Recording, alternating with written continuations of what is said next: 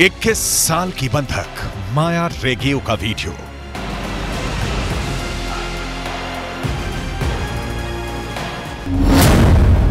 माया ने हमास के बारे में क्या बताया?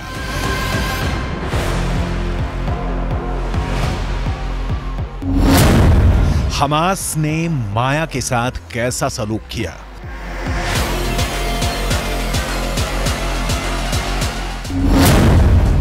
माया के साथ 7 अक्टूबर की उस सुबह क्या हुआ था?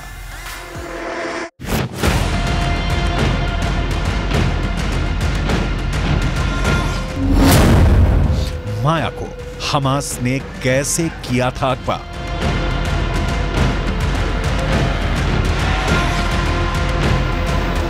इक्कीस साल की मासा रेगेव से जुड़ी हर बारीक से बारीक डिटेल आपको आगे दिखाएंगे, क्योंकि कैमरे पर माया ने हमास के बारे में जो कुछ बताया है उससे हमास के लड़ाकों के एक और पक्ष का पता चलता है। आपको आगे इजरायल बंधक संकट से जुड़ी लेटेस्ट रिपोर्ट भी दिखाएंगे, लेकिन इनसे पहले माया रेगेव की रोंगटे खड़ी कर देने वाली कहानी।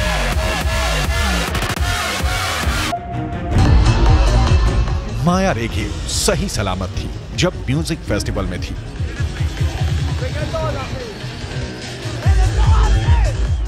लेकिन अब लौटी हैं तो बैसाखी के सहारे।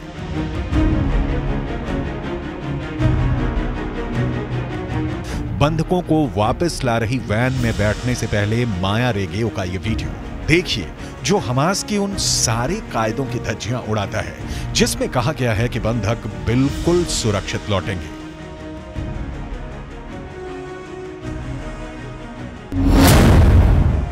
माया रेगेव 50 दिनों तक मौत की सुरंग में रही।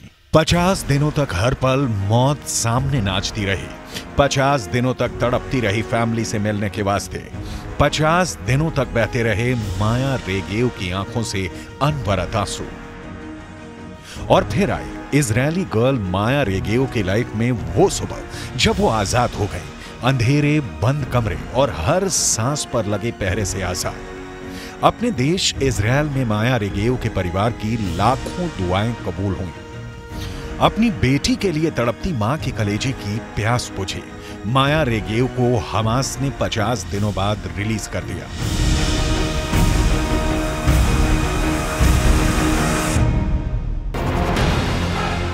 माया और माया के 18 साल के भाई इताई को हमास के लड़ाकों ने 7 अक्टूबर को नोआ म्यूजिक फेस्टिवल से अगवा किया था।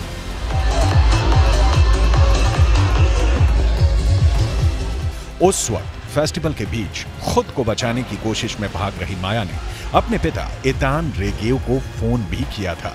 उनके पिता ने बेटी की वो कॉल रिकॉर्ड कर ली थी। वो लगातार उससे अपनी लोकेशन भेजने को कह रहे थे, लेकिन इतने में फोन कट गया। इसके बाद माया के पिता लगातार गाजा की सीमा के पास मौजूद अस्पतालों में अपने दोनों बच्चों को खोजते रहे। उन्हें कोई सुराग नहीं मिला। कुछ देर बाद ईलान को सोशल मीडिया पर एक वीडियो मिला। इसमें एक ट्रक के पीछे हमास लड़ाकों ने उनके बेटे इताई को बांध रखा था।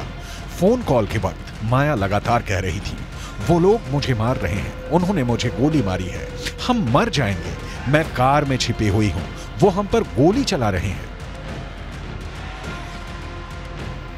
היא צועקת לי בעמוק, בהיסטריה, אבא, תבוא, יורים עליי, אבא, יורים עליי, אני מתה.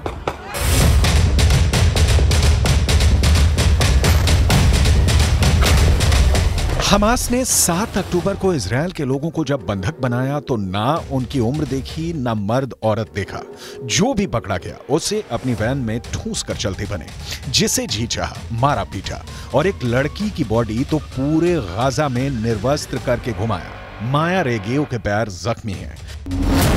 माया के साथ जो 12 और बंधक इजरायली कैद से रिहा हुए हैं, इनमें से 3 बच्चों की उम्र 10 साल से भी कम है। हमास की कैद से आजाद हुई 5 साल की रज अपनी 3 साल की बहन अवीव और मां के साथ बंधक थी।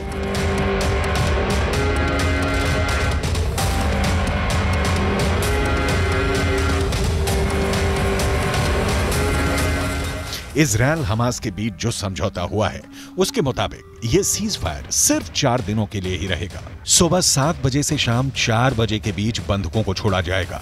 हर दिन 13 बंधक रिहा किए जाएंगे। इजराइल ने एक बयान जारी कर बताया कि इसके बाद अतिरिक्त 10 बंधकों की रिहाई पर सीज फायर एक दिन और बढ़ जाएगा। मतलब 5 दिनों में कुल 60 बंधक छोड़ने का सौदा हुआ है।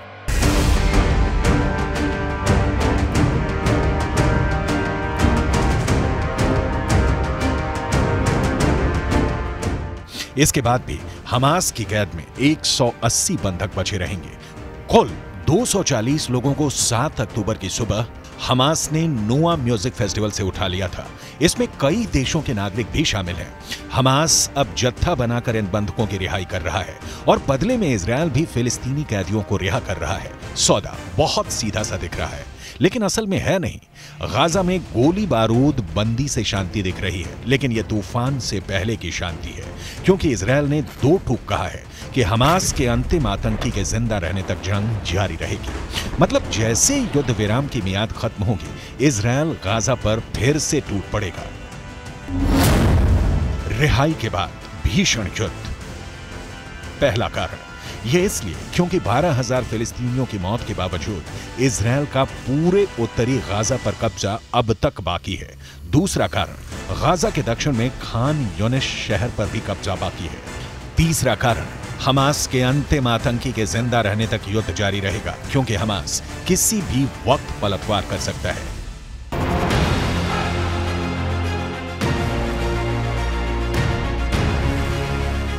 मैसेज लाउड एंड क्लियर है कि संघर्ष विराम के बाद भी इजराइल नहीं रुकेगा।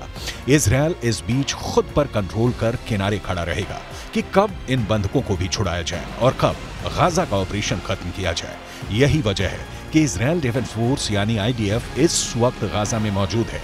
टैंकों की पहरेदारी गाजा से हटाई नहीं गई है, क्योंकि जमीनी हकीकत यह है कि ना तो हमास को इजराइल पर पूरा भरोसा है कि सारे बंधकों को सुरक्षित रिहा करेगा, ना हमास को भरोसा है कि इजराइल सीज फायर का उल्लंघन नहीं करेगा।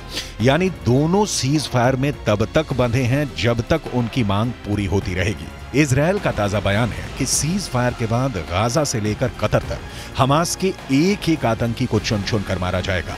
हमास इजराइल के इस ऐलान को सुन चुका है और हमास भी ये जता चुका है कि उसे भी जब मौका मिलेगा वो इजराइल पर 7 अक्टूबर जैसा क्रूर हमला करेगा। जाहिर है दुश्मनी के बीच सिर्फ सीज फायर आया है, और वो भी बिना भरोसे वाला।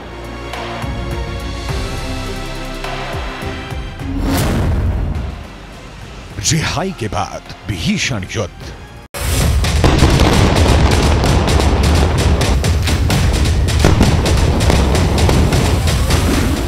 जानकारों का मानना है कि हमास युद्ध विराम के तहत खुद को संगठित कर रहा है। हमास के टॉप लीडर खुद के लिए बेहद महफूज जगह की तलाश कर रहे हैं। इजराइल की हमास के खात्मे के साथ लेबनान के हिजबुल्ला और यमन के हूथी विद्रोहियों को भी नस्तो नाबूद करने की प्लानिंग है। लिहाजा इजराइल कोशिश में है कि जितनी जल्दी हो सके बंधकों को छुड़ा लिया जाए। इजरायली विशेषज्ञों का अनुमान है कि जब बंधकों की अदला बदली का काम पूरा हो जाएगा तो गाजा शहर पर नियंत्रण की लड़ाई हफ्ते भर से 10 दिनों तक और चलेगी। पश्चिमी मीडिया में रिपोर्ट छप रही है कि हो सकता है कि सीज फायर के बाद इजराइल का ध्यान गाजा पट्टी के दक्षिणी इलाके की तरफ होगा। इजराइल का मानना है कि याह्या सिनवार और मोहम्मद दईफ जैसे हमास के सीनियर नेता हजारों लड़ाकों के साथ गाजा पट्टी के दक्षिण में कहीं हैं। शायद उनके साथ बड़ी संख्या में इजरायली बंधक भी मौजूद हों।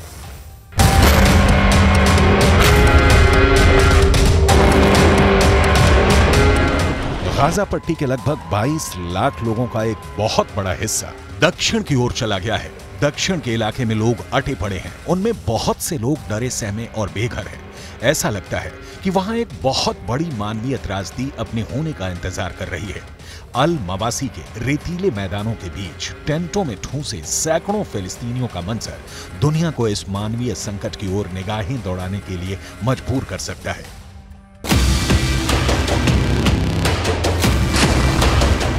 7 अक्टूबर के हमले के बाद गाजा पट्टी से लगभग 17 लाख लोग विस्थापित हो चुके हैं। इनमें से ज्यादातर लोगों ने गाजा पट्टी के दक्षिणी इलाके में पहले से भीड़ भाड़ वाले शिविरों में पनाह ले रखी है। युद्ध विराम की तारीख खत्म होते ही इन लोगों के सिर पर इजरायल की बंदूकें तान दी जाएंगी। इजरायली सेना के प्रवक्ता लेफ्टिनेंट कर्नल रिचर्ड हेच को सुनिए। यह मुश्किल हो सकता है, लेकिन वो लोग जीवित रहेंगे। इजरायल के लिए यह सैन्य जरूरत बन गया है। जिस तरह गाजा शहर के नीचे हमास का नेटवर्क है, ठीक वैसे ही खान यूनुस और रफा में भी हमास के लड़ाके फैले हुए हैं और वहां उन्होंने अपना इंफ्रास्ट्रक्चर बनाया है। इजरायल इस बार हमास से सदा सदा के लिए निपटारा चाहता है और हमास के खिलाफ इजरायल को नेस्तो नाबूद करने के अब तक के बीच आता रहा है बंधक संकट।